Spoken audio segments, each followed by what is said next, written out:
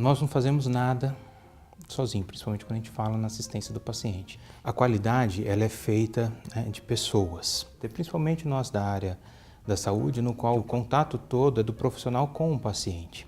Ao você ter um convívio com outros profissionais de outras áreas, você acaba sabendo tanto o limite da sua atuação e também como lidar em certas situações, inclusive em questão de respeito. Quem sai ganhando no final é sempre o paciente. O que diz a resolução do Conselho Nacional de Educação a respeito da fisioterapia diz que as disciplinas primárias como fisiologia, biologia, todas elas têm que ser desenvolvidas com teoria e prática. Então são necessários laboratórios. A mesma coisa acontece no desenvolvimento da prática supervisionada. Ela tem que representar pelo menos 20% da carga horária do curso. Então se ela tem que representar 20%, você tem que ter uma estrutura para poder receber esses alunos. Então um polo isolado, ele precisa ter essa estrutura.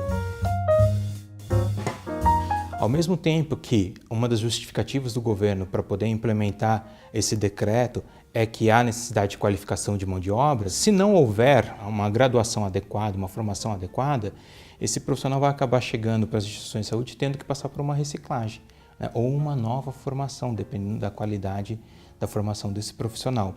Então, o que seria um benefício para a instituição ter uma mão de obra qualificada, na verdade não, ela vai ter que investir novamente nesse profissional. Não que eles já não invistam, mas provavelmente vai ter que investir muito mais. E aí, em vez de você assumir diretrizes mais avançadas para a formação, com técnicas específicas, com inovação, né, dentro da assistência, você vai ter que ir lá para o básico, beabá, para as disciplinas básicas de formação. Tudo isso, em determinado momento, exige a prática, porque o nosso cérebro a gente acaba só consolidando através da prática. Não que não exista, mas são raros os seres humanos que apenas a partir da teoria conseguem desenvolver a prática. Normalmente nós precisamos de ter alguém nos orientando para a prática, para que a gente possa desenvolver. E da mesma forma, a introdução das questões a respeito da qualidade e segurança do paciente no currículo de forma prática.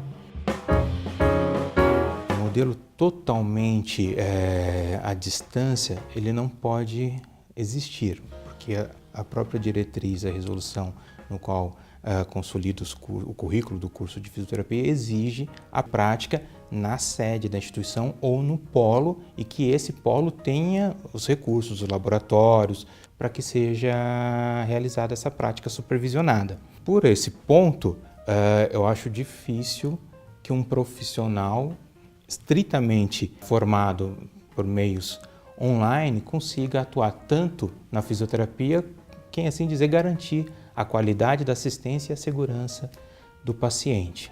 Com essa possibilidade de você oferecer os cursos por livre demanda, né, e por meio virtual, você diminui a necessidade de um corpo docente. Porque algumas coisas a gente sabe que elas se mantêm estáveis na área da saúde, outras elas evoluem muito rapidamente. E aí entra a questão, será que uma videoaula com o professor que ele grava, sei lá, a cada 6 meses ou uma vez por ano, vai ser capaz de dar a atualização necessária, que a gente sabe que a todo momento está saindo uma novidade num artigo científico? Nós precisamos dos 3 Hs, a humanidade, a honestidade e a humildade. A humanidade de entender o outro ser humano.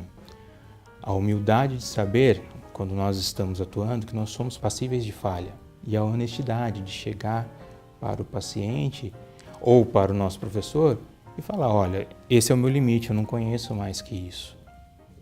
E eu preciso de ajuda. Porque se eu ultrapassar esse limite no qual eu não conheço e tentar executar algum tipo de procedimento e esse paciente vir a sofrer algum dano, eu vou ter que responder a isso legalmente.